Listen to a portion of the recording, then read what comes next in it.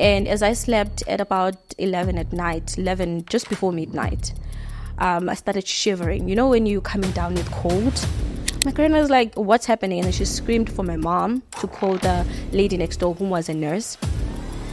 They called her. When she came, she checked my temperature. She was like, this is too high. So this guy says to my family, no, this is witchcraft. This thing was placed again. She just had to step on it. Just the right person whose name, only the person whose name was mentioned, had to step on it, of which it's my name.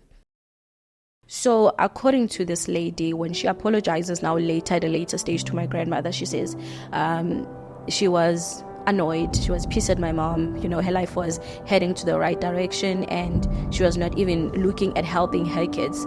So the only way to hurt my mother was through me, because I was the only child at the time. So this happened because of jealousy? Yeah, so you have to hurt an innocent 11-year-old just because you hate the mother. Thembi, how are you? I'm well, thank you. How are you? I'm okay. For people that are looking at you, trying to understand or figure out who's this lady, who are you? Well, I'm a mother. I'm a child of God. I'm a believer. I'm an author. I'm a philanthropist through my foundation, Thembi Charity Foundation. And I did mention that I'm an author, right? Yeah. Of the book, The Climb. And I'm also, I can say, a motivator. You know, I like to keep people around me positive, inspired. Yeah. Yeah, where are you from? I'm from Eastern Cape originally. Was born in Eastern Cape donkey years ago. Yeah, Yeah, many years ago. Why are you saying donkey years ago? It was a long time ago. In the 90s or 80s? In the 90s. I'm a 90s baby. That's not donkey years ago. That's like yesterday. It was just a year before the voting, you know, for the first time, before freedom. 1990 something. Yeah, it's still sort of apartheid. Sort 1993. of. 1993. You said before, right? Before, yes. Okay. It was in 1993, born in Eastern Cape. So I was born in Gua. It's Butterworth, but I raised at Fort Malan, which is a village that is under Itutwa, the town. Yeah. Yeah. It must have been very exciting growing up in your family, no? It was challenging.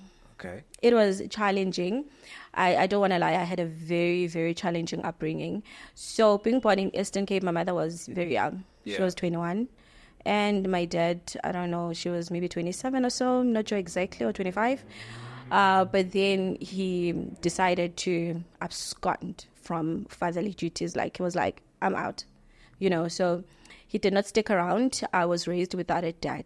Like, I did not have my father around. So my mom had to go back to school. She moved to Cape Town and left me with my aunt and my grandmother, whom raised me together. So my grandfather was here in Joburg already. Yeah. And my grandmother had to leave Joburg and come and join Umkhulu ngapha. And then we were left with my aunt, and my aunt had to leave Eastern Cape as well to join her husband this side. And now we're left as kids. So we were in a child-headed home. I was the youngest. I think I was about 6 when they left. And leaving me with my aunt, who was about, 12 or 14, between 12 and 14. Yeah. She was the eldest in the house.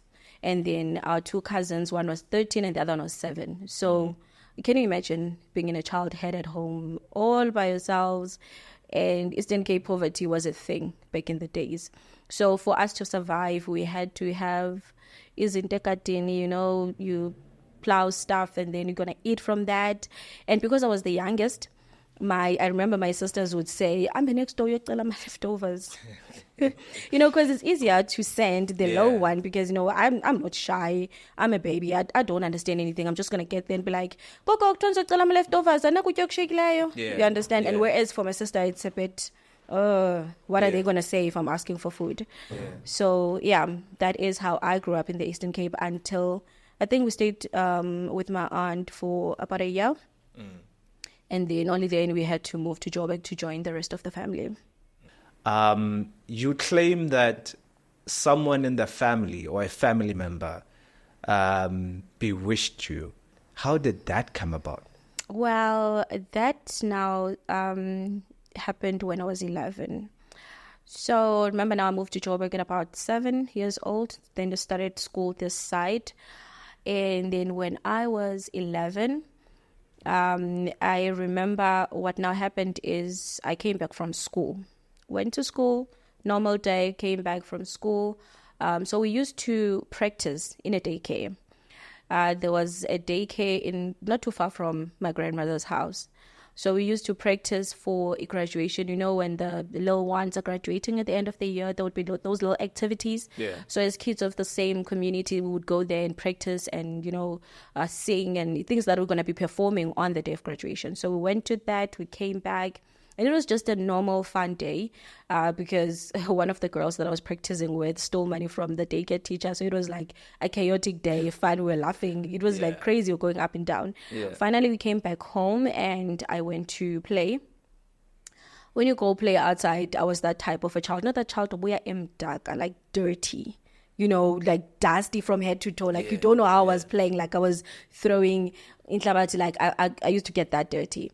So I went to play, I came back. I was very dirty, I remember. So when I got home, my grandmother said, you need to bath before you eat. And you're not going to get into my bed looking that dirty. You need to bath, eat, and then come and sleep because we used to share a bed with my granny. And then I remember I took a bath, we ate. I remember what we ate that day. It was rice, potatoes, and tin fish. And I went to bed. Now I'm supposed to go to school the following day. And as I slept at about 11 at night, 11 just before midnight, I started shivering. You know when you're coming down with cold? I started shivering, like I was shivering and shivering. I was thinking, I'm cold. I kept on pulling the blankets. I'm still feeling cold. Yeah, yes, like I don't understand. I'm thinking it's hot. It was in October. It's not even cold. So I'm like, I'm calling my grandmother and my grandmother wakes up. She's like, what's going on? I'm like, I am cold and I'm shivering and it's getting worse and I'm sweating at the same time. Yeah. There's shivers and then I'm sweating and my grandmother's like, what's happening? And then she screamed for my mom to call the lady next door who was a nurse. They called her. When she came, she checked my temperature. She was like, this is too high. We need to go to the hospital right now. Yeah. So as they were calling an ambulance, because obviously we're staying in Eloksheni, it's an RDP house, we don't even have a car. No one's going to rush me with a car. So they had to call an ambulance. So as we were waiting for the ambulance, I started throwing up. So I was like, I want to throw up, like, because I'm feeling it. It's coming. They brought a bucket. I started throwing up. And what I was throwing up, it was like some thick black thing, like umtogo. Stood right, and then and then I dyed that like pitch black. That's what you threw down. Yes, that's what I was throwing up. It was pitch black. So before that came out, firstly, the food that I ate came out. The rice, I could see the rice, the potatoes. You know, when you're throwing up and you just ate that, you will see. And then after that, it was followed by that black, slimy thing. So now my grandmother's asking, did you eat anything at the daycare? I said, no, we don't eat at the daycare. We just practice and then we leave. It's usually an hour, 30 minutes. We don't stay there that long. So even at school, I ate what I took from home, which is bread. So I don't know what is this black thing that is coming. And it kept on coming and coming and coming. And then the ambulance arrived. As the ambulance arrived, I was starting to see lights. Like, when you're losing your consciousness, like it's getting black, it's getting brighter, black. You can't see people properly. Like, who are you? You sort of want to touch a person to see, are you my mom? I couldn't even see properly. And we got to the hospital. When we got to Esbedlele, I lost my consciousness. Gone. Me losing my consciousness now, everything that happens or that follows after those few days, I had to be narrated a story of what happened. It's like I was there, people could see me opening my eyes, talking, but it was pitch black in my mind. I don't know where I was. I could not see people. I could not respond back to what they were asking. It was sort of as if I was like in another world, but the body's here. It's alive. It's breathing. But the mind is in another world. I don't know if that makes any sense. Yes. So what my mom says, because she's the one now who narrates what happens to me during those few days that I was in hospital, which was about 3 to 4 days. Day one, my legs, like from knees. It started like from knees going down. I started getting patches, like patches. I don't know if you can see through this, but Yeah, I have see. like patches. Yeah, I started having patches. There's a big one at the back. And on this leg, which is amputated from here going down, it turned black, as if I was wearing a boot, like a black boot. Like that's how my leg and my foot turned. Are you serious? It was covered in this blackness. The skin turned black. Was it swollen? Yes, definitely. It was swollen. And then those patches they started, sorry, I missed the part. They started being green first, and then the following day they turned black. And as they turned black, they started cracking. Like in between a patch, then there's like cracks on it, and then it started dripping water. Like I was... I don't know how to explain, like a pipe, use a pipe lehamba manzi, and then it's broken, and then water starts dripping in holes. That's what was happening in my legs. There was water that was dripping in holes, and that water was also black and smelly. It was not blood. No, it was not blood. It was black, smelly water. And just imagine this happened like a day ago. So the following day, I'm now smelling black water. Like, you ask yourself, what is going on? Like, what does this even mean? At that time, the doctors are taking test after test after test. Everything is negative after negative after negative. So they were running out of options, they just didn't know what to test anymore. They were asking, could it be gangrene? Could it be diabetes? Could it be HIV or AIDS? Like, they were testing everything, and they could not find an answer. So that what is happening. So with the smell, though, now I don't remember getting up, but they say I was now in these beds where you put in someone who is mentally unstable. Yeah, because I kept on getting off the bed, looking like that, dripping and smelly and being such a mess. I kept on getting out of the bed and walking around and talking alone. So they ended up putting me in a bed where it was like barricaded so that I can't jump out. They were worried about adding more infections to an infection that they can't even identify. So you couldn't remember yourself getting off the bed, walking around? No. You couldn't? No pain at all? At all. There was no pain. None, zero. So day 1 and day 2, I don't remember much. So day 3, that's when I started being in conscious. I can say that I was awake somewhere on day 3. I remember being awake somewhere, but not at hospital. So where I was awake, it's like I was in a plain white room, plain. The floor is white, the roof is white, the walls.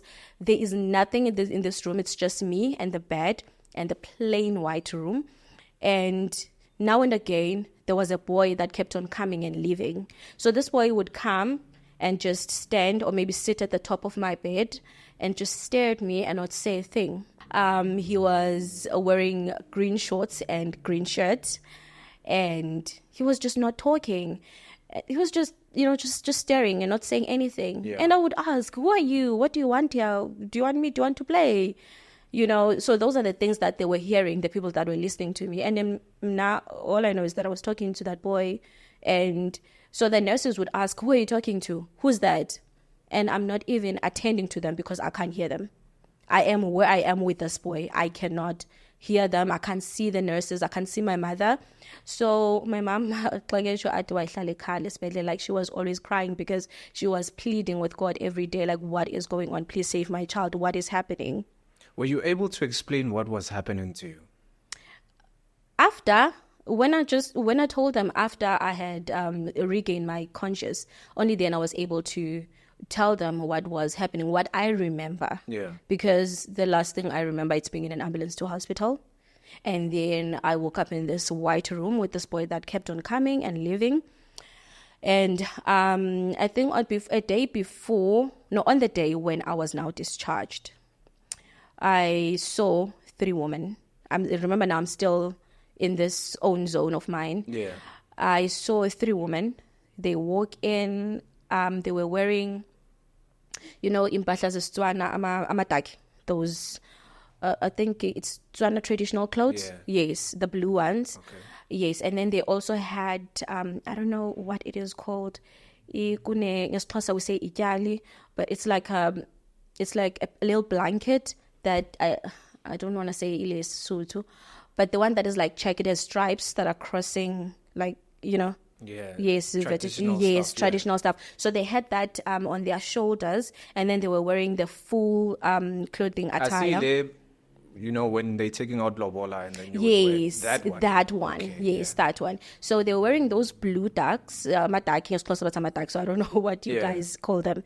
And then on their shoulders, or obviously they had a duke that was matching their dresses. So these three ladies came to me, and they would come and stand by me, and then they say, "Unjani sisi?" I'm like, "Ndiyaphila nina ninjani siyaphila." No, we're here to tell you that sizobuya ngolwesihlanu. Okay, let me put it in English. So they say, we came to tell you that we'll be back on Friday. You must be ready. We're coming to fetch you on Friday.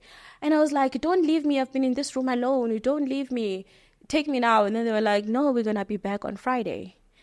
Don't worry, Friday we'll be here."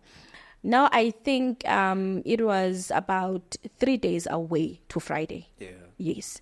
So when they left, they said the message that they give me, and now I kept on responding, only to find out later that as I was interacting with these people, the nurse that was taking care of me that night pulled her chair next to the bed that I was sleeping in, so she can literally try and, make sense of what I'm saying, try to gather as much information as possible. So they left this woman. I'm still in this white room alone. And so my mom says when she came the following morning, because that happened at night, when she came the following morning, the nurse came to my mom and said, I couldn't leave. I was supposed to leave at 7. They work 7 to 7.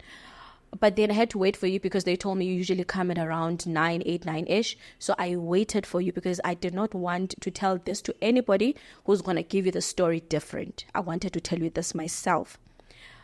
Your child, you need to find a way to get her out of here. 1, she was talking to people at night whom are going to come and fetch her on Friday. I don't know what that means. I don't want to say she's going to die on Friday, but I am saying this is a spiritual war. This has nothing to do with medicine. She's going to stay here. The doctors are still struggling to find help. They are never going to find help. You need to take her out of here. Find Tshanda, find whatever you believe in, and get somebody to help your child. This is a spiritual thing. So my mother, getting that message now from the nurse, she immediately runs to the doctor and say, "Please, still an discharge right now." The doctors refuse. She begged and pleaded with them the entire day. They were refusing, and they kept on saying that if she dies, you're going to sue the hospital. I was in Germiston at the time, Germiston Hospital. You're going to sue the hospital. You're going to say it's us. You're going to this and that. So we are not allowed to leave a patient in this state. It is not allowed. So my mother could not explain it to them, which this is a spiritual thing, because, they are medicine people. They believe in science. Yeah. They're not going to understand anything that she says to them. So they were like, no, it's not happening. So my mother was like, I am willing to sign whatever. If you say that I should never take my child to a government hospital, it's fine. I'll do whatever that you say I must do as long as you take my child out of here. Now, bavuma at that. And basariliza esibhedlele midnight. Midnight. Got discharged midnight. Who gets discharged midnight? I was discharged midnight. Asinamoto ekhaya, remember? So there's no way for us to get home. So they had to call family members and find out if anyone can help. And they went, there was a guy who had a van a street away from my grandmother's house. They went and asked him, it's at night, he's afraid. And they begged him. They begged him to come and take us. So he came, was landed specially, and my mother was so scared. She says, as well as my grandmother, they decided that they're not going to sleep. They're going to find help that night. They're not going to sleep. So when we got to the township, the guy with van had to drop us at my grandmother's house and go to her place. And now we have to find a place. And at that time, I remember my mother was seeing someone whom I regarded sort of as a stepdad. That guy was carrying me in his shoulders. and we were walking around the township. You know, back in the days, izangoma were not advertised on social media. Yeah. I mean, it was not so long ago because it was in 2004, but then they were not on social media even then. You had to see like a flag, there would be like a flag, a yellow one from Tshanda's, red or whatever, or word of mouth. So they were going around trying to find help until my mother now says then there was this house where the light was on. They went straight there, got in, and the guy, Osebenzela Bantu Wagumzayun, was in there, in the house, was sitting down with his candles in the middle of the night, all by himself, with the door open. So my mother says, as soon as we walked in, the guy said, "I've been waiting for you. Come in quickly, all of you. Come in." Yeah. And my mom is like, what is going on? So just a bit of history. Because family is Angoma. Like, we did not even know is Angoma in the township because we're not those people. Even Abatandazi. Yes, my grandmother bega Konza Zayun. Yeah. And my mother bega St. John's Mpostoli. So they didn't have any much information about is traditional, like to the core. Yes, my family was not that kind of a family. So I tell you, I was so shocked. And then we got in because we need help. You know, you do whatever, you need help. Got in, sat down, put me down because obviously I can't walk at that time. They put me down. So but the first thing Lobaba Wayenza was to give me something to inhale. You know, gave me something to inhale through my nose, and I started sneezing. Now that part I remember because that's when I regained my conscious that I had lost when I arrived at hospital. But how did the guy explain, Uguti, I've been waiting for you? What was happening? So he says, I don't know the truth to this, but this is what he says. So he says, as umuntu moya, right? These things are revealed to them. So he knew that there were people that were going to come to his aid or to ask for help from him. And he had been waiting. He was told about these people from the day I started vomiting. He knew. So what was supposed to happen is that when that thing started, we were not supposed to go to hospital. We were supposed to seek spiritual person for help immediately from that point.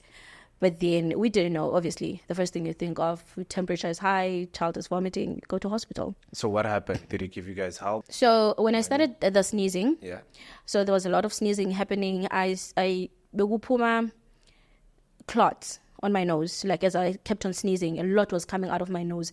And I did not even realize that for days I was unable to breathe with my nose because it was clogged.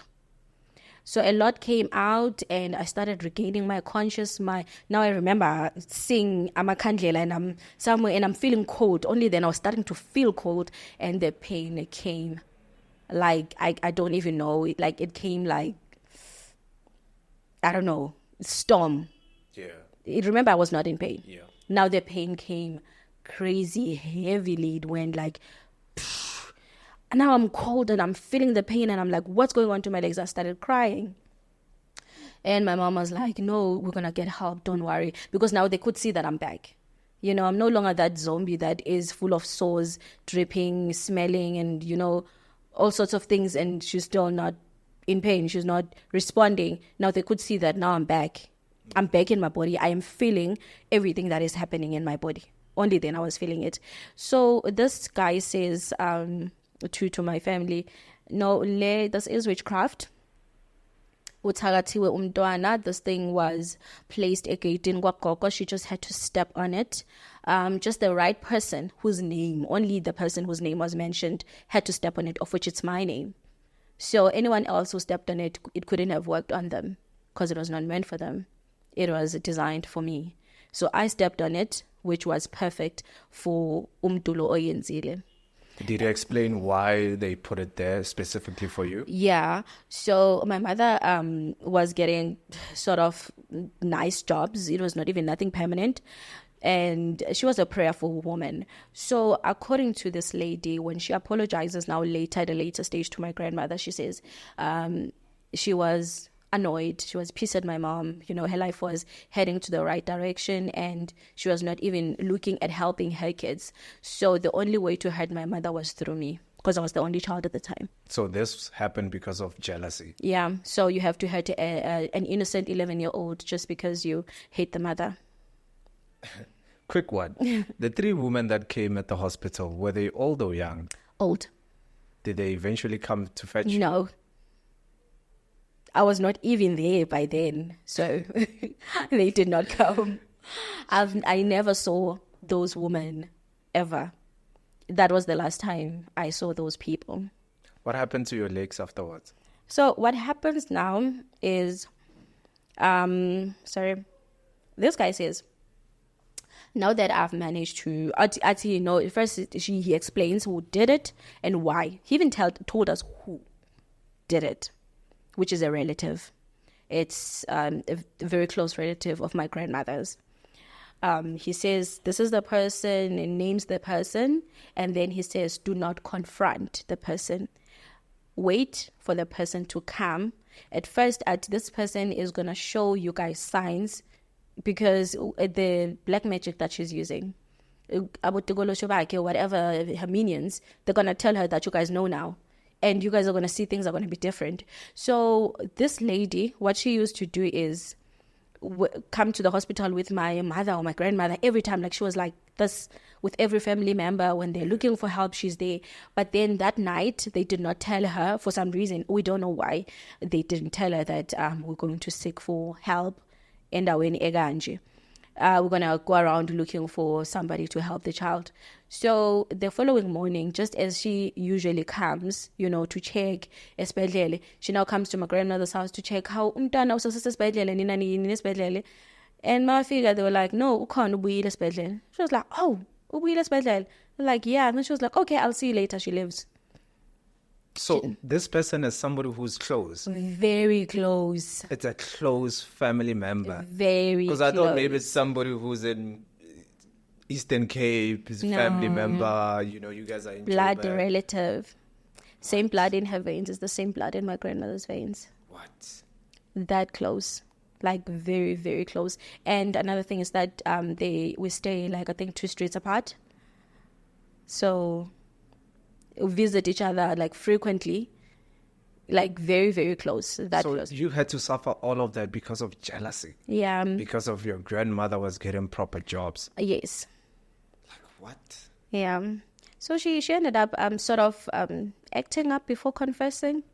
The acting up, the first part, it's when she comes to my grandmother's house. She said she was going to come back, and then she does come back. Because when we left the Luyababa, he said, I'm just going to give you herbs, right, and water, holy water and stuff. Can't remember the rest. And then he says, take those things, go use them.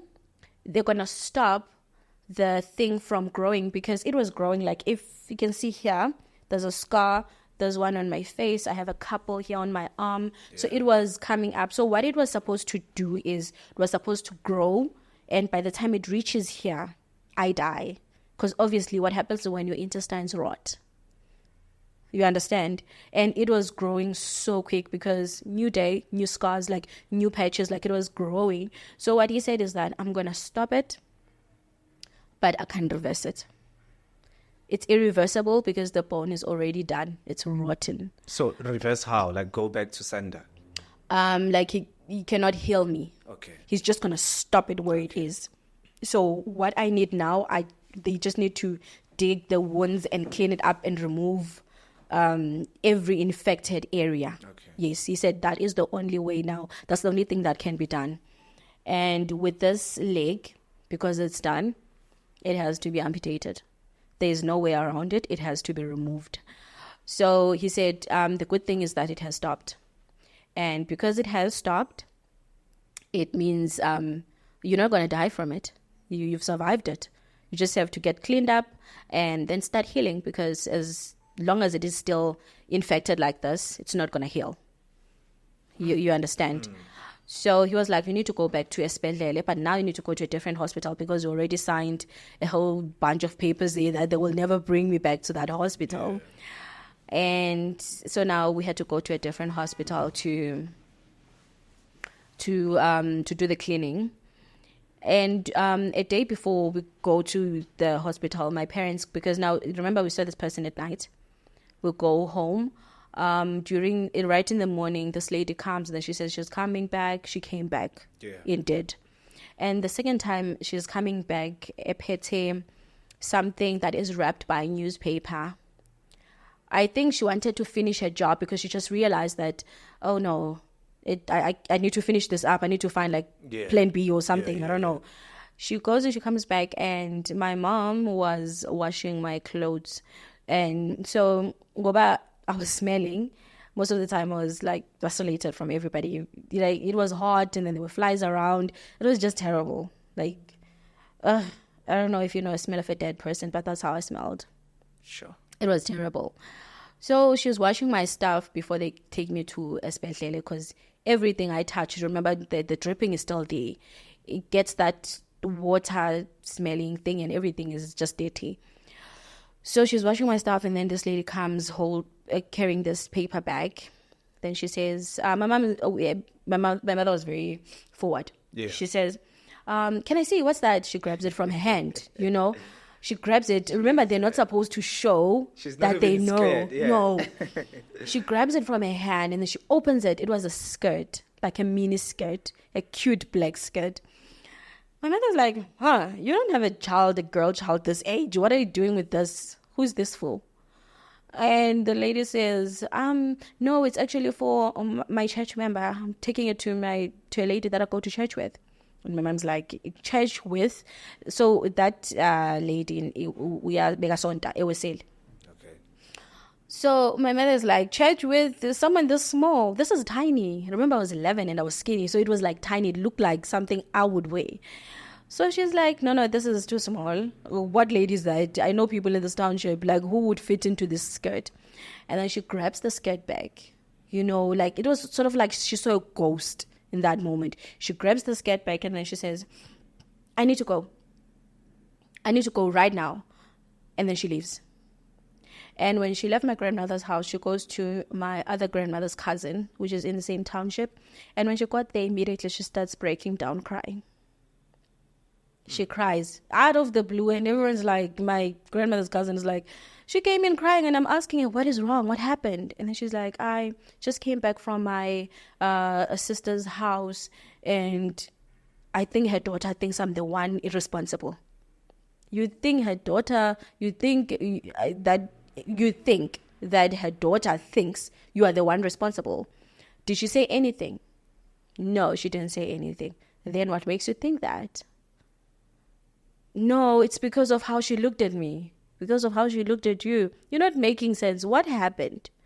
So my grandmother's cousin is confused, trying to figure out, did they confront her? Did they shout? Did they try to curse? What happened? And she's like, no, it's how she looked at me. I think they think I'm the one responsible. She's like, no, you're not making sense. You know what? Let's go. It's just down the street. Let's go and figure this thing out together now. She said, no, I need to go to church. She leaves that other cousin now. She doesn't want to come back to my grandmother's house to confront this entire situation. She leaves. And then the next thing now, she starts avoiding everyone from our family. If you come the street and then she's coming this way, she changes direction. She's not talking to anyone. She is acting so weird. And we're still waiting for her to tell us what is wrong with you. And she is avoiding everything that has to do with our family. She is not visiting. She's not coming to check on me anymore. She's avoiding everyone on the street. When she's told to come and sit down, to figure out what is it that my mother did or said. Yeah. She is just avoiding it. She just won't come. Until she decided to go to have a chat with my grandmother. Yeah. And then my grandmother was asking her, why did you do it? So my grandmother was tired of waiting. She was like, why did you do it? And then she said, I'm sorry. That's all. She was like, I'm sorry. The only reasoning we had was the one that we were given by that Borofeti Zion guy. But from her, she never gave an explanation. She just said, I'm sorry. that was it. So she told your grandmother? Yeah. That's how she acknowledged to her. She wouldn't acknowledge it and say, I did it, I put it there. My grandmother just said, I know the truth. Now tell me why. She said, I'm sorry. That's all. I guess Naya, she figured that her reasoning, was not good enough to give anyone. You're hurting an innocent child here. How do you even start to explain why you're doing it? Sure. So that's all she said, that she's sorry, and that was the end of it. So my grandmother now raises me to be this person who will not resent the lady, because I could see that my grandmother has forgiven her, but then for the longest time, as well as my mother, because they are such forgiving people. Yeah. For the longest time, I would ask myself, because they've forgiven her, do I have to? I'm the one who suffered, this ordeal, but do I have to forgive? And I think being a Christian and also growing up and finding God, then I learned that it's best that I forgive. It is best that I forgive, because hating her, I know there's a quote, I think Mandela said this quote, that hating a person or holding a grudge, it's like eating a poison and hoping that it kills the next person. It was hurting me, hating her. Like I would walk in if she's there and I don't greet. Because after my grandmother forgave her, as well as my mom, she started coming back, visiting frequently as she used to. She was not trusted. She was not trusted. She was not trusted, definitely. I mean, even now, nobody would eat from her house, even if she tries to prove that I'm a different person now. But it's hard to trust her. But then as an individual, Nami, I learned that it is best that I forgive her, and so I did. But it was very difficult for you to do that. It was. I think I started forgiving her about, maybe it's 5 years ago. Remember, this has been 20 years now? Sure. It was in 2004, we're in 2024, 20 years straight. I think I started forgiving her about 5 years ago. She still stays in the same street? Yeah. I think umxolela wam was because of things that followed after. Yeah. My amputation, because I had to suffer different things because of now this new reality. I had to try and prove to myself and to other people that I am normal, that I'm fine, that disability means nothing, try to keep the positivity, but you can't run away from bullies, because I was at school, there were bullies around, I was drawn in the board, and obviously because of how bad my scars are, so eskoleni, I stopped wearing the dress. I was now wearing the track pant, come summer, come winter, because I was tired, of being bullied, of being pointed at. Some they pity you, some they laugh, so I was just getting tired of that. And then I got to a stage when I have to start dating. How do you date looking like that? I mean, who wants a person who's looking like that? Who wants a girl that is drawn in boards and, named monster? I was given all sorts of names. So now I was scared to start dating. But then because of the bullies, I was like, you know what? I'm going to prove it. I'm going to prove it to them that they're no different. I'm the girl. I'm the girl. Yeah. I'm going to do this. I'm going to do this. I'm going to jola. I'm going to do everything that they do. And the unfortunate part is, of which I truly regret, that's the sort of, I don't want to say I regret. I don't regret having my children. They're the best kids in the world, but I sometimes wish I didn't have them that early. Okay. Yeah, because now I was 15 when I had this first boyfriend. The unfortunate part is after virginity, then fell pregnant. Had my firstborn at the age of 16. Didn't learn from that. I was dumped while pregnant. Okay. It's not funny, but I'm even laughing about it. I was dumped, literally dumped. They're like, sorry, we're done with you. And I'm 15. So I had to go through pregnancy by myself. Girls were calling me, cussing, telling me to leave the guy alone. I was like, it's cool, guys. We move, Yeah. And still at that, then I fall pregnant. I meet someone else. I'm thinking, okay, now this is it. Yeah. Now I'm 17. boom, another pregnancy. Had my second kid at 18. During grade 11, 12? I was, the second one, I was pregnant doing grade 12 because I did my grade 12 at 17 and gave birth a year after, January 2011. I was now going to turn 18. Yeah. The first one I was doing grade 10. So you got 2 kids? I got 4 now. Oh. Yes, I got 4 now with my fiancé. We got 2 together. The babies, they're very young. So I got 2 that I had in high school. And had to raise them both without a dad. Like now I'm this disabled, single mother of 2 boys. I'm not even 20 yet and I'm a mother of 2. I don't even know how to do this life thing. I think I did not learn from that as well. So I shouldn't say I didn't learn. Yeah. Let me say I was afraid. Yeah. I was afraid of doing this thing. I wanted my kids to have a dad. I was sort of desperate to have a partner that is supporting me. And so I met someone else. Now I'm 19. And that is now one thing I regret the most in this earth that I ever walked on. I met this guy and he became physically abusive. So I think him dating me, he believed that he found himself like a toy to play with, a thing to control. And he was just making things difficult for me. I would have to report to him. Like if I get a call, you have to tell him, who was that? What are they saying? What did they want? You know, why are they calling you? Why are they calling you at this time? What's your relationship with them? And it was just getting toxic every day. And I just couldn't. It got to a point where the guy was now beating me up for no reason. I'm sleeping, he's not sleeping, he's going through my phone. And then I would woke up to a slap.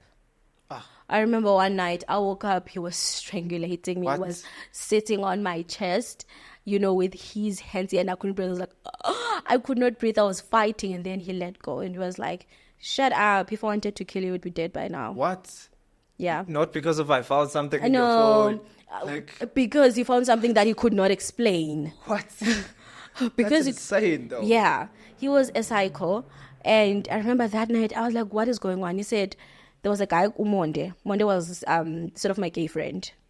We used to attend Ibara Espedlele together because that's where I was amputated. So I would still go for checkups, and I would meet him there because he stayed in Orlando. I would say, Monde, please. Cut the queue for me, tell them there's someone coming. So, because now I was coming from Eastern, it's way further going to Epara. And so he was like, why are you always talking to this Monday? Yesterday was a special, and there's this Monday that you were meeting. What's your relationship? I'm like, there's nothing. There is no relationship. We are friends. He just didn't understand. After trying to kill me, strangulate me, then he took a knife, put it beside next to his bedside, and he said, today you're gonna tell me what is happening with Monde, or you might just die if you cannot explain what is happening. So I started screaming, and then he was like, no, keep quiet, I'm not gonna do anything to you. I was like, I'm leaving, I'm going home right now. I left that day. The following day, I was supposed to go to Para again. So when I got to Para, I was telling Monde, no, this is what is happening. It has been happening. And I was quiet, not telling anyone about this. And Monde was like, what is happening? Like, as in Monde, and the worst thing is because I am an idiot, at that point, because I was 19, I had made mistake twice. I was now feeling like a dummy, like an idiot, like the fool. Mm-hmm. And I said to him, I was not protecting myself, sleeping with this person, and I think I could possibly be pregnant. And he said, no, we need to get that tested. It tested positive, and I said, right now, I'm aborting. I'm already in hospital. I'm going to find a clinic. I'm getting rid because I'm now afraid of this person. I have this life that I don't know the direction of. I can't be bringing this other child. I am stopping the cycle here.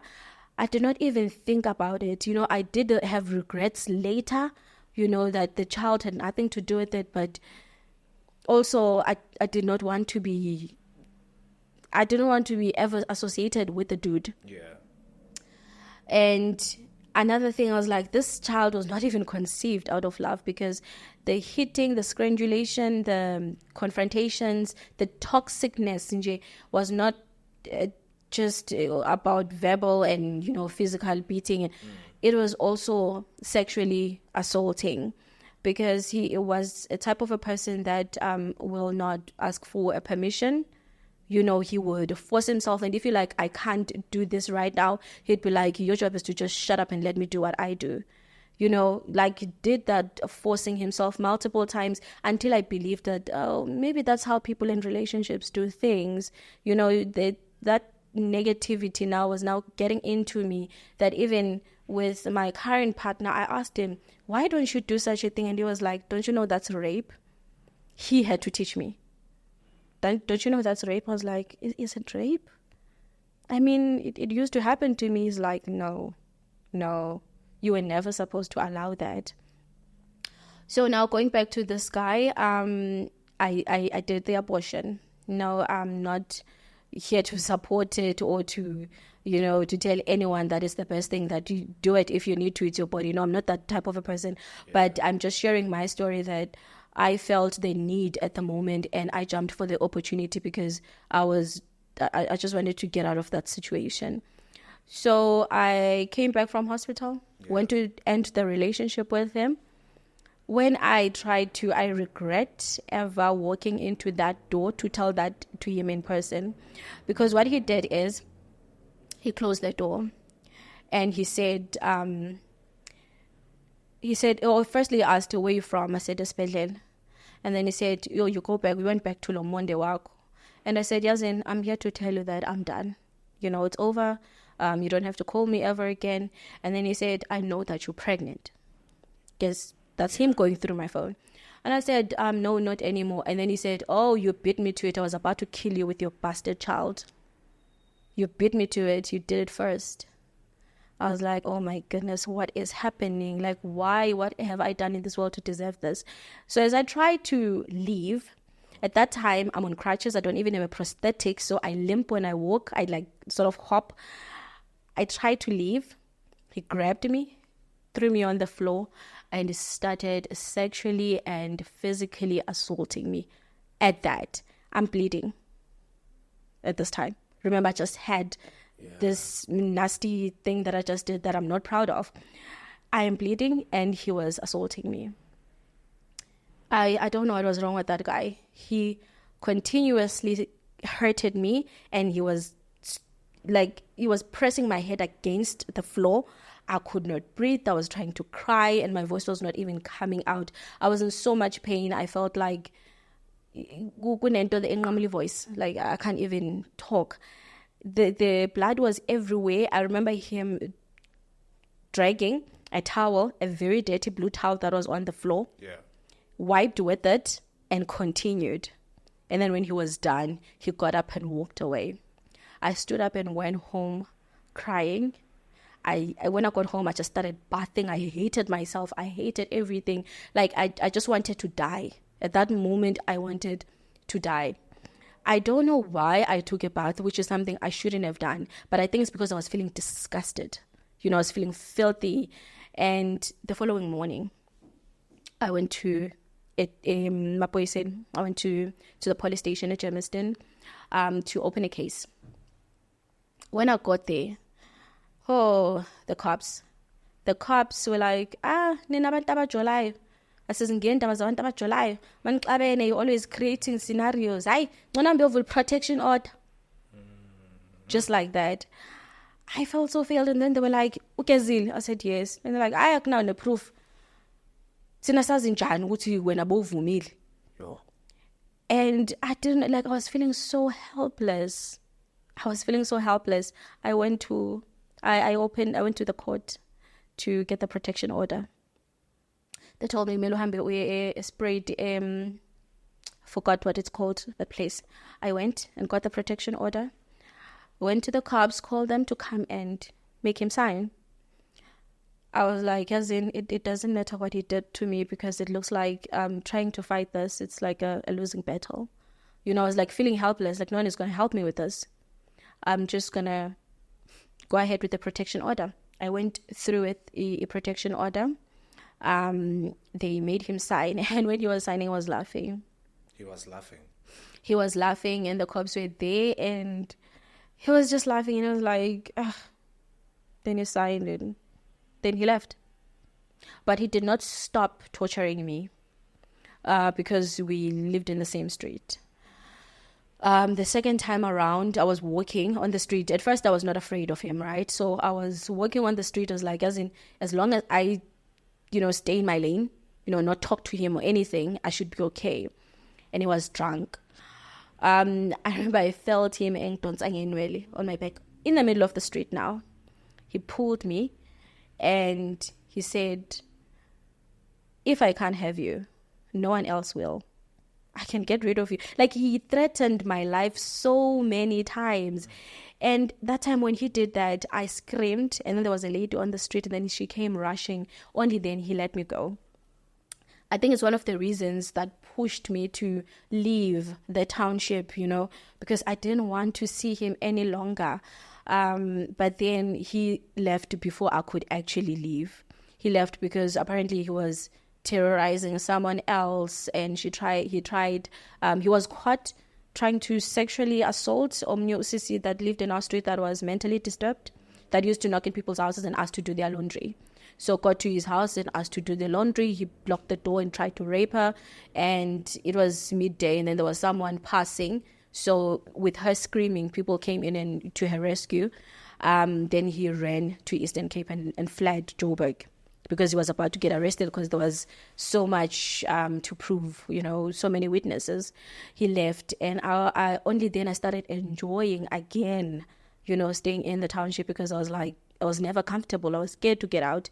I would want people to walk me, on the street. And then he left for Eastern Cape, and then he came back, I think in 2016. When he came back like, I think about a month before, because I was already planning to leave. A month before I left my grandmother's house. When he now arrived, he came back with a huge scar on his chin. And I asked the sister, what happened to your brother now? Because I saw him from a distance. And then she said, no, he raped his own aunt, his dad's sister, who is also mentally ill. So I'm like, it's like he pries on every person that has sort of a disability, because he thinks those people can't fight for themselves, can't do nothing for themselves. He can just do as he pleases. So he raped, and then the husband walked in and tried to kill him with is it a sword, that big knife thing. So he wanted to cut his throat, and then it cutted him here, so his whole chin was open like this. So he fled Eastern Cape back to Joburg, running from that situation. So that was the type of a person that I dated, and I truly regret ever meeting that human being in my life. But that's all in the past now. It's nothing that I don't even think about it anymore. It's just something that I can share with other people, that look out for the red flags, and also protect yourself in the process. Try to not do the same mistakes that I did. You wrote a book. Your story is incredible, and you decided to put it in a book. Yes. What pushed you to write a book? So I have a couple of reasons. It was for...